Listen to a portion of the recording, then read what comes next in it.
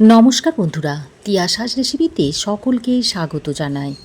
আজ আমি আম কুমড়ো বড়ি দিয়ে মাছের একটা দুর্দান্ত স্বাদের টক বা অম্বলের রেসিপি শেয়ার করতে এসেছি, যেটা গরম ভাতের সাথে খেতে অসাধারণ লাগে। প্রচণ্ড গরমের দিনে এই গ্রাম বাংলাতে প্রায় প্রতিদিনই এইভাবে টক তৈরি করে খাওয়া হয়, আর বাড়ির বড় থেকে ছোট সকলেই এই দিয়েই তৃপ্তি করে ভাত খেয়ে থাকেন। তাহলে চলুন রেসিপিটা দেখে নেওয়া যাক। মাছের টক বা অম্বল তৈরি করার জন্য আমি এখানে 4 পিস মাছ নিয়েছি। আপনারা রুই কাতলা যে কোনো মাছ দিয়ে রেসিপিটা তৈরি করে নিতে পারেন। এখন আমি মাছটাকে একটু ম্যারিনেট করে নেব। তার জন্য মাছের মধ্যে দিয়ে দিচ্ছি পরিমাণ মতো নুন, দিয়ে দিচ্ছি পরিমাণ মতো হলুদের গুঁড়ো, আর অল্প পরিমাণে একটু সর্ষের তেল দিয়ে মাছটাকে ভালো করে একটু ম্যারিনেট করে নিচ্ছি। তো দেখুন, মাছের গায়ে নুন, হলুদ আর সর্ষের তেলটা খুব ভালো করে মিশিয়ে নিয়েছি। এবার এটাকে এক সাইডে রেখে দিচ্ছি। এবার আমি একটু মিষ্টি কুমড়ো নিয়েছি, আর এই টকের মধ্যে মিষ্টি কুমড়ো দিলে খেতে খুবই ভালো হয়। তো দেখুন, কুমড়োটাকে আমি এরকম একটু ছোট ছোট করে টুকরো করে নিচ্ছি। তারপর এটাকে একটা প্লেটের মধ্যে তুলে রাখছি। এবার আমি 1 চামচ পরিমাণ হলুদ সর্ষে নিয়েছি। এই সর্ষেটাকে এখন বেটে নেব। এবার এই সর্ষেটাকে আমি শিলেতে করে বেটে নিচ্ছি। একটু জল দিয়ে এইভাবে বেটে নিচ্ছি। আর এইভাবে শিলে সর্ষে বেটে যদি যে কোনো তরকারিতে ব্যবহার করা হয়, তাহলে তার স্বাদ কিন্তু অন্যরকম হয়। গ্রাম বাংলাতে এখনও এইভাবে শিলে বেটে তরকারি তৈরি করা হয়। তো সর্ষেটাকে আমি জল দিয়ে বেটে নিয়েছি। এবার একটা বাটির মধ্যে তুলে নিচ্ছি।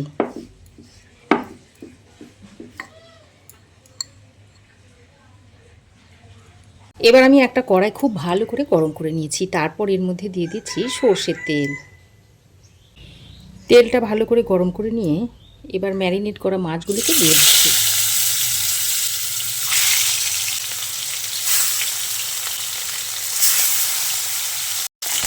এবার মাছটাকে উল্টে পাল্টে একটু লালচে করে ভেজে নেব।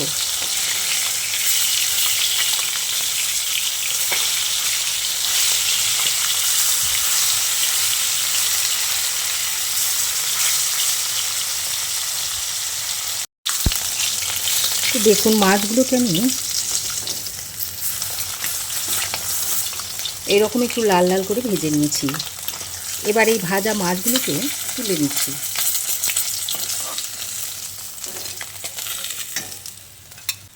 তুলে একটা প্লেটের মধ্যে রেখে দিয়েছি। এবার আমি কয়েকটা বিউলি ডালের বড়ি নিয়েছি, আর এই বিউলি ডালের বড়িটা টকের মধ্যে পড়ে টকটাকে শোপ করবে আর খেতে দারুণ সুন্দর লাগবে। এবার ওই মাছ ভাজা তেলের মধ্যেই বড়িগুলোকে দিয়ে ভেজে নিচ্ছি। বড়িগুলোকে একটু লাল লাল করে ভেজে নেব, যেন ভিতর পর্যন্ত ভালোভাবে ভাজা হয়ে যায়। বড়িগুলোকেও এরকম লাল লাল করে ভেজে নিয়েছি। এই বড়িগুলোকেও তুলে নিচ্ছি।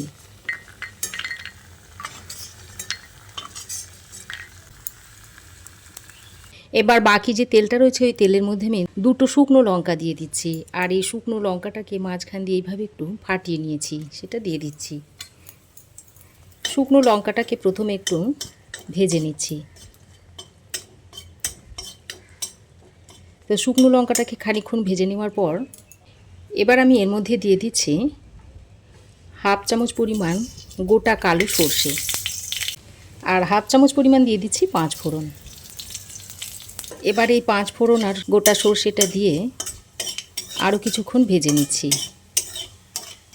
আর এর থেকে একটা সুন্দর গন্ধ বেরোচ্ছে।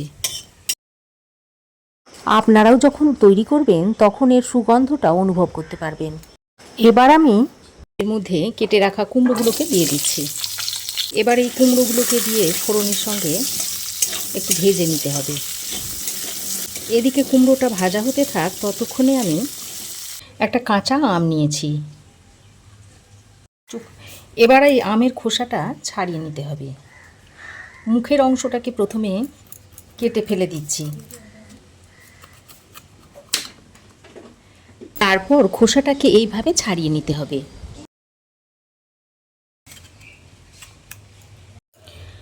দেখুন আমের খোসাটাকে আমি ছাড়িয়ে নিয়েছি।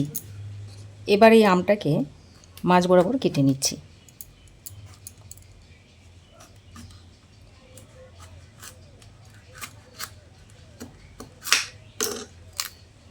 তো কেটে নিয়েছি। এবার এইভাবে সরু সরু করে ফালি করে নিচ্ছি।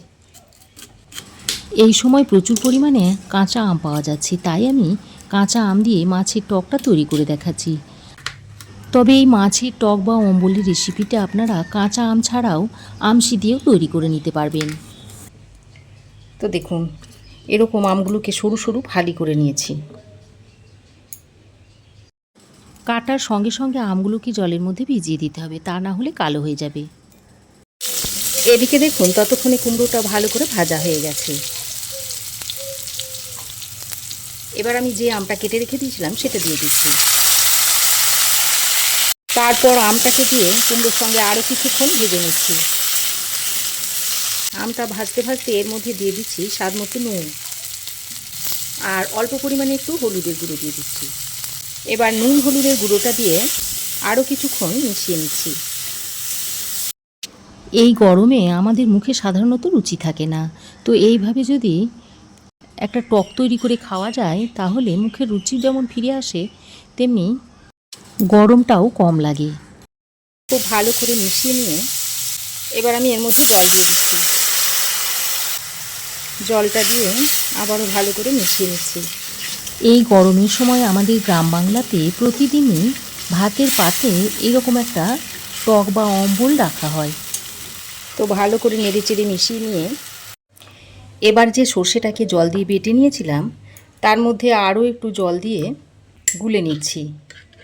তারপর এটাকে এই টকের মধ্যে দিয়ে দিচ্ছি, সঙ্গে আরও খানিকটা জল দিয়ে দিচ্ছি। এবার আবারও ভালো করে মিশিয়ে নিচ্ছি। তারপর বেশ কিছুক্ষণ হাই ফ্লেমে ভালো করে ফুটিয়ে নেব। আর আগে এর মধ্যে আমি ভাজা বড়িগুলো দিয়ে দিচ্ছি। ভাজা বড়িগুলো দিয়ে আবারও ভালো করে মিশিয়ে নিচ্ছি।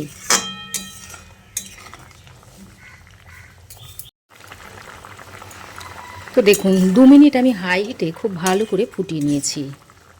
এবার আমি যে মাছগুলো ভেজে রেখে দিয়েছিলাম সেগুলো এর মধ্যে দিয়ে দিচ্ছি।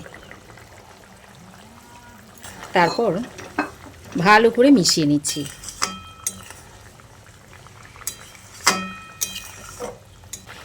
এবার আমি একটা ঢাকনা লাগিয়ে 6-7 মিনিট রান্না করে নিচ্ছি। ঢাকা দিয়ে আমি 6-7 মিনিট মতো রান্না করে নিয়েছি। দেখুন আম খুব ভালোভাবে সেদ্ধ হয়ে গেছে, কুমড়োও ভালোভাবে সেদ্ধ হয়ে গেছে, দেখতেই পাচ্ছেন। এবার আমি এর মধ্যে 1 চামচ পরিমাণ চিনি দিয়ে দিচ্ছি। বড় চামচের 1 চামচ পরিমাণ চিনি আমি এর মধ্যে দিয়ে দিয়েছি। এবার চিনিটা দিয়ে সব কিছুকে একসঙ্গে ভালো করে মিশিয়ে নিচ্ছি। তো এইভাবে মিশিয়ে আরও 2 মিনিট ফুটিয়ে নেব। এই পর্যায়ে আপনারা নুনটা একটু চেক করে নেবেন। তো আরও 2 মিনিট ভালোভাবে ফুটিয়ে নিয়েছি। আর মাছের টক বা অম্বলটা দেখুন একদম রেডি হয়ে গেছে। গরম ভাতে খেতে এটা অসাধারণ লাগে। এবার আমি এই মাছের টক বা অম্বলটাকে একটা পাত্রে সার্ভ করে দিচ্ছি। কাঁচা আম আর কুমড়ো দিয়ে এই মাছের অম্বলটা একবার তৈরি করে খেয়ে দেখবেন, এর স্বাদ ভুলতে পারবেন না। আমাদের এই গ্রাম বাংলার খুবই জনপ্রিয় একটা রেসিপি, আশা করছি আপনাদেরও ভালো লাগবে। তো আমার এই আজকের দুর্দান্ত স্বাদের মাছের টক বা অম্বলের রেসিপি আপনাদের কেমন লাগলো অবশ্যই একটা কমেন্ট করে জানাবেন। ভালো লাগলে একটা লাইক ও শেয়ার করবেন। পাশে থাকা বেল আইকনটাও অবশ্যই প্রেস করে দেবেন। আর আমার চ্যানেলে যদি নতুন হয়ে থাকেন তো প্লিজ চ্যানেলটাকে সাবস্ক্রাইব করার অনুরোধ রইল। আজ এ পর্যন্তই, আবার দেখা হবে নতুন কোনো রেসিপি নিয়ে নেক্সট এপিসোডে। সে পর্যন্ত ভালো থাকবেন, সুস্থ থাকবেন। ধন্যবাদ।